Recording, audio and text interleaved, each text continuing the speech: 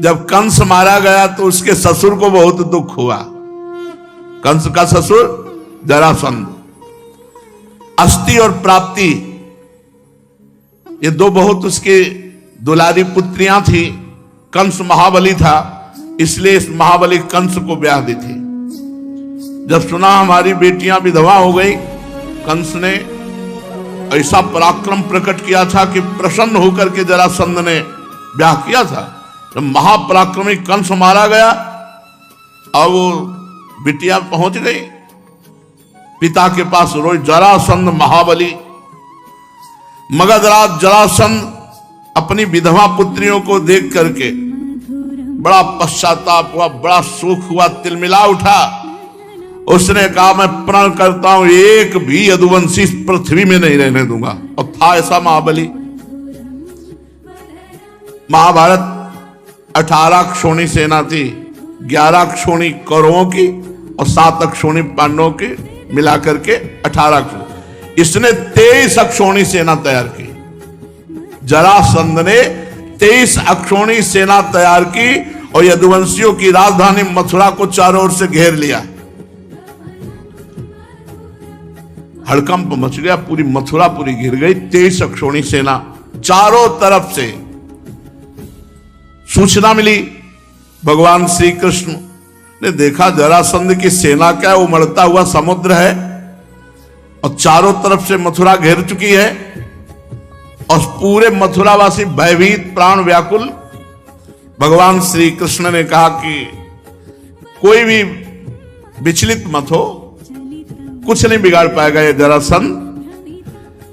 भगवान ने मगधराज जरासंध को नरपतियों की पैदल, घुड़सवार, रथी, हाथियों की 23 अक्षोणी सेना देखी।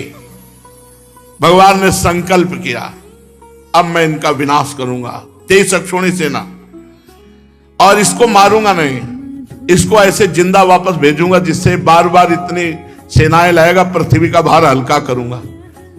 सुनो भाई, मुर्गा बकरा खाने वाले वो कहते हैं हम पृथ्वी का भार हल्का कर रहे हैं।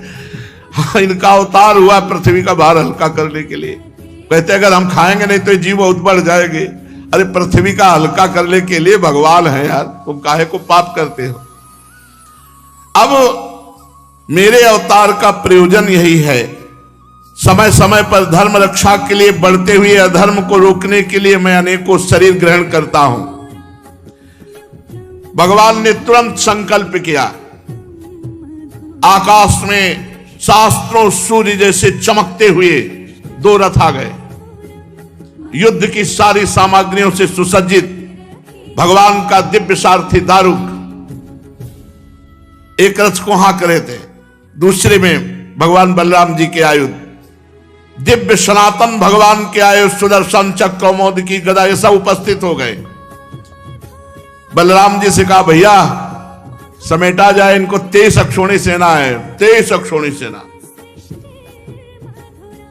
आज हमें अपना मानने वाले यदुवंशियों पर भारी विपत्ति आ गई है। देखो ये आपके दिव्य आयुध आपकी शोभा बढ़ाने के लिए आ गए।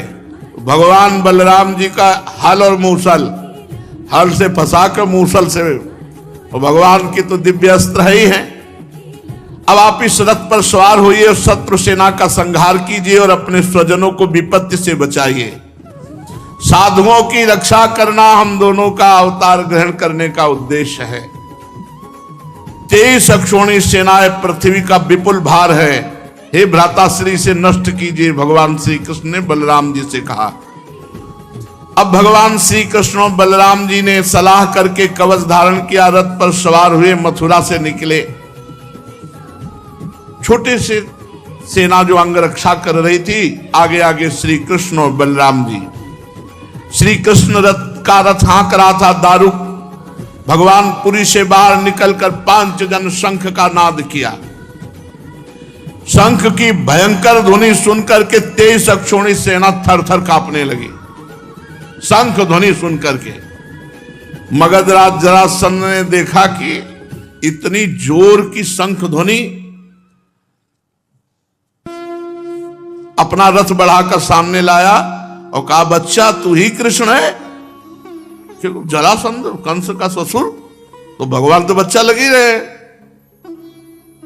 11 वर्ष में यहां से पधारे तो कुछ वर्ष गुरुकुल सेवन किए होंगे। वो कह रहते तो 9 किशोर, ये कोई दाढ़ी मुझ थोड़ी आ जाती है। भगवान सदैव 9 किशोर रहते। तो कह रहा है बच्चा तू ही कृष्ण है? अरे पुरुषाधम, तूने हमारे दामाद कंस को मारा। भगवान तो कोमल भुजा ऐसे दिखाई दे रहे। अरे तू तो निरामित बच्चा है और कंस को मार डाला। बड़ा उसको आश्चर्य हो रहा है कि ये बच्चा कैसे कंस को मार डाला। और ये नहीं सोच रहे कि जब निरा बच्चा थे 6 दिन के, तब पूतना को मार दिया था। तेरे साथ तो नहीं लड़ूंगा, क्योंकि मुझ जैसे वीर को तेरे जैसे बच्चे से लड़ने में कोई लाभ नहीं। हार जाए जीत जाए कोई लाभ नहीं, तेरे से तो नहीं लड़ूंगा। या तू इतने दिनों तक छिपता फिरता रहा, तूने कैसे कंस को मार डाला? उसको बड़ा आश्चर्य हो रहा है कि ये बच्चा कंस को कैसे मार सकता है। लेकिन तू अपने मामा का हत्यारा है, फिर भी मैं तेरे साथ नहीं लड़ूंगा।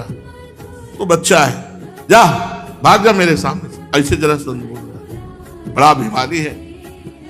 हाँ, थोड़ा यदि बलराम चाहे तो लड़ सकते हैं। बलराम तुम्हारी श्रद्धा है मर करके स्वर्ग जाने की।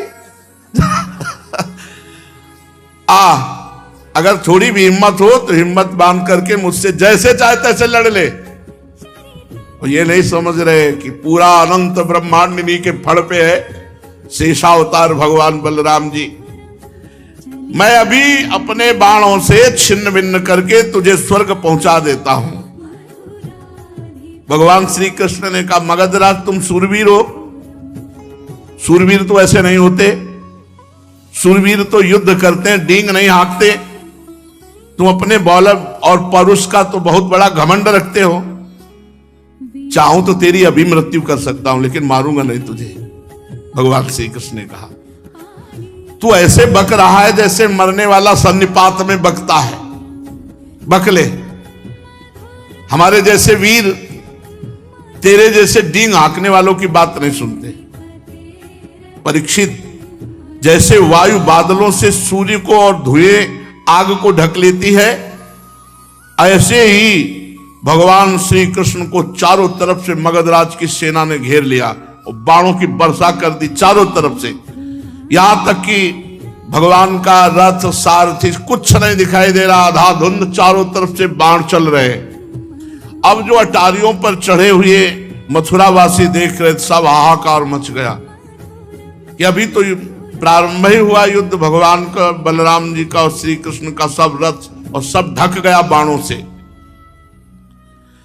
भगवान श्री कृष्णचंद्र जी की गरुण चिन्हित ध्वजा और बलराम जी की ताल चिन्हित ध्वजा, ये सब ढक गई। तो मथुरावासी तो सोचे अब तो मार ही डालेंगे हम सबको, क्योंकि जब वहां ये हालत है तो यहां तो। लेकिन ये एक क्षण के लिए ऐसा हुआ। भगवान श्री कृष्णचंद्र ने देखा कि सूरवीर है भाई, बड़े बड़े लड़ाकू हैं।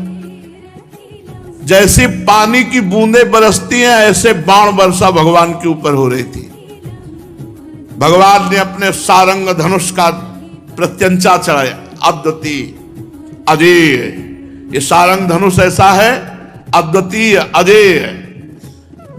सारंग धनुष की टंकार करके जे ही एक बाण चढ़ाया, बस जे ही एक बाण चढ़ा के छोड़ा तो अनंत बाण रूप धारण करके सब बाणों को काट करके सैनिकों का संहार करने लगे।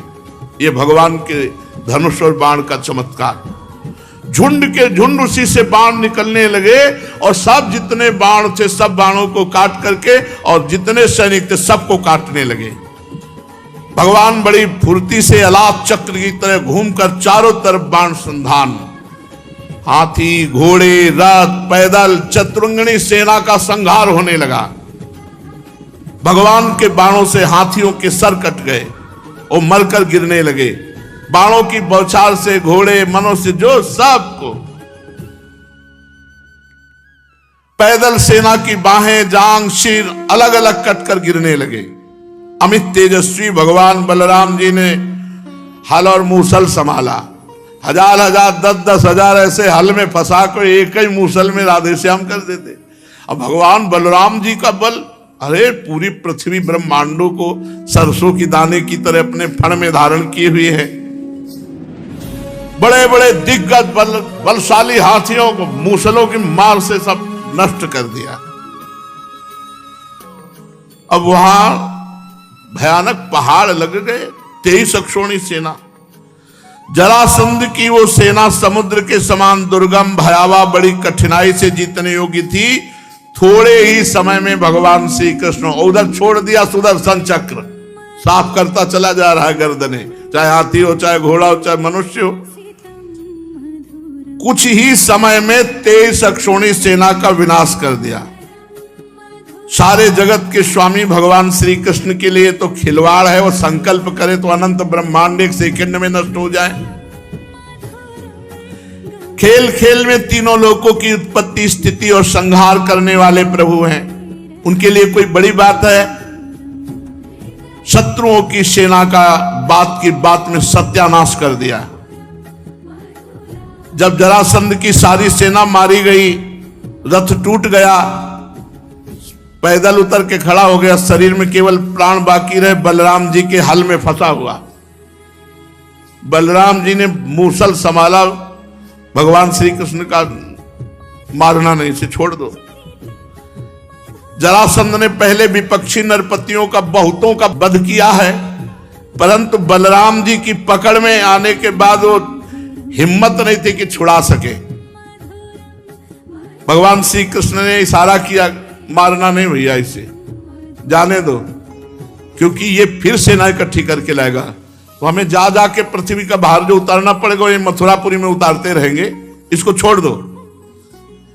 बड़े बड़े सूरवीर जरासंध का सम्मान करते थे।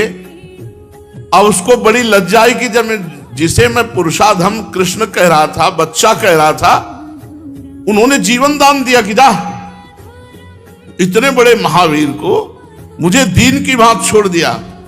अब उस घोर तपस्या करने लगा। तो नरपतियों ने आकर के राजाओं ने समझाया कि महाराज यदुवंशियों में रखा क्या है, आप उनके लिए तपस्या क्यों करते हो? अभी तो हम लोग हैं ना, चलो फिर युद्ध किया जाए और इस बार जरूर विजय प्राप्त होगी। तुम्हें तपस्या में समय नष्ट नहीं करना चाहिए। उस समय मगधराज जरासंध की सारी सेना मारी जा चुकी थी। बलराम जी ने उपेक्षा पूर्वक उसे छोड़ दिया था। वो उदास होकर अपने मगध देश को गया और भगवान श्री कृष्ण की सेना में किसी एक सैनिक का बाल भी बांका नहीं हुआ और 23 अक्षोणी सेना मारी गई जरासंध की। भगवान अपार सामर्थ्यशाली है। देखो, ये वैभव संपन्न लीलाएं सुनकर हमें गर्व होना चाहिए कि हम ऐसे भगवान के दास हैं। बड़े बड़े देवता नंदन वन के पुष्पों की वर्षा भगवान श्री कृष्ण पर करने लगे। अब मथुरावासी भगवान के प्रभाव को देखकर भयरहित हो गए। भयरहित तो कंस के वध से ही हो गए थे, पर जरासंध के आक्रमण से भयभीत हो गए थे। जब जरासंध की सेना मारी गई तो पक्का विश्वास हो गया कि हम ऐसे श्री कृष्ण की शरण में कि हमारा बाल बांका भी नहीं हो सकता। भगवान मथुरा में प्रवेश किए। ब्राह्मण लोग मंत्रोच्चारण कर रहे हैं, कोई पुष्प, कोई अर्घ भगवान को, कोई गले से लगा रहा है, कोई आशीष दे रहा है। और रणभूमि से अपार सोने चांदी के आभूषण सब मथुरा वासियों को बांट दिया गया और प्रधान धन महाराज उग्रसेन के चरणों में समर्पित किया गया। अब दूसरी बार फिर 23 अक्षोणी सेना, 23 अक्षोणी सेना, फिर भगवान ने 23 अक्षोणी सेना का विनाश किया, उसे खाली फिर वापस 17 बार 23 अक्षोणी सेना लाया। 17 बार, बड़ा महारथी था।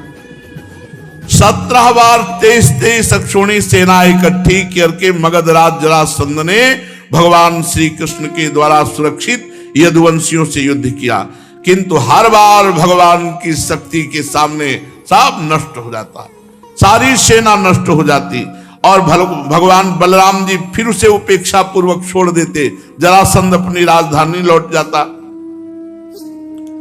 अब 18वीं बार तैयारी की और हजारों ब्राह्मणों से अनुष्ठान कराता था जरासंध, बहुत ब्राह्मण भक्त था।